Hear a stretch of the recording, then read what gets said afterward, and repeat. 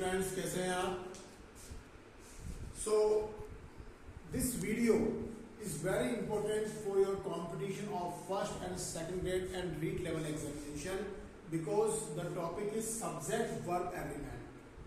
और यहाँ पर आज की इस वीडियो में ऐसे 5 important rules subject and verb agreement के आपको दिखाए जा रहे हैं जिनकी वजह से हमारे सेंटेंस अक्सर रॉन्ग हो जाते हैं। सो देखिए, आप हर सेंटेंस में रूल सीखने वाले हैं। पहला sentence subject and verb agreement का ये दिया हुआ है, ही Is M.R. a good boy? यहां पर आपको क्लियर ये दिख रहा होगा कि सब्जेक्ट आपके पास ओनली सिंगुलर है।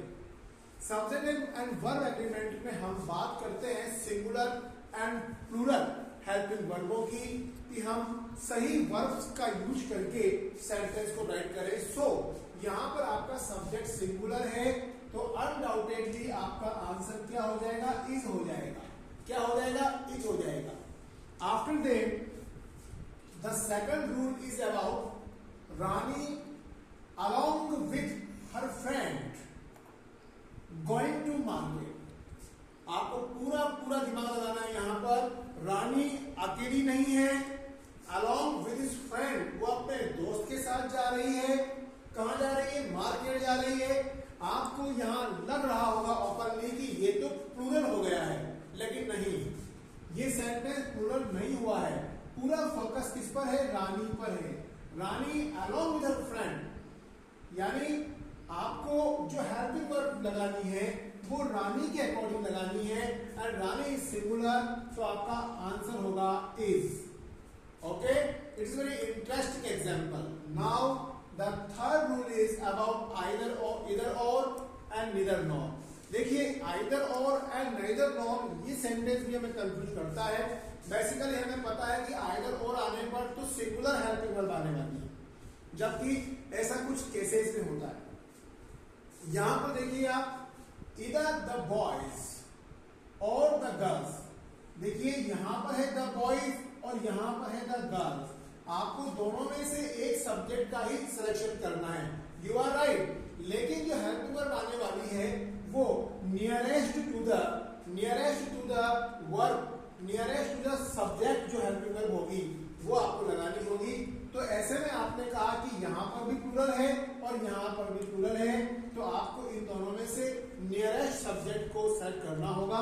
And nearest is the girls, आपका आंसर हो जाएगा आर। ओके, इधर द बॉयज और the girls are lazy. Now the fourth rule is about most of the men। ये तो इजीली आपको पता है, most of the वर्ड आने पर आपकी हेल्पिंग वर्ब प्लूरल ही होने वाली है। ये स्टूडेंट ऐसे ही लर्न कर लेता है। most of the men wear shirt। ये लीजिए, यहाँ पर हमने प्लूरल हेल्पिंग वर्ब लगा दी। Now not only but also, very interesting again the sentence not only but also आने पर जनरली हम प्लूरल सेंस मान लेते हैं, लेकिन यहां पर भी हमें नियरेस्ट सब्जेक्ट का खेल खेलना होगा। जो नियरेस्ट सब्जेक्ट है उसी को हमें यूज करना होगा। देखिए, not only the man, point to be noted, here is the man singular, but also his uncle. इसने अंकल को भी साथ में जोड़ लिया। बच्चा सोच रहा है कि यहाँ तो प्लूरल हेल्पिंग वर्ब आएगी, बट नो, आपको यहां पर देखना होगा कि फोकस किस सेंटेंस पे दिया जा रहा है। Not only the man but also his uncle. अगर सब्जेक्ट के साथ द लगा हुआ है तो आप उसके अकॉर्डिंग चलेंगे, उस सब्जेक्ट को आप ऑथेंटिक मानेंगे, आपका आंसर हो जाएगा इज। यानी not only the man but also his uncle is good person. यहां पर पूरा फोकस द मैन पर है और द अंकल पर है। दोनों सब्जेक्ट जो है वो नियरेस्ट सब्जेक्ट वाले रूल के अकॉर्डिंग चलेंगे, और नियरेस्ट सब्जेक्ट जो होगा वो है हिज अंकल। तो हमने यहाँ पर इस हेल्पिंग वर्ब इस अंकल को देख करके लगाया है।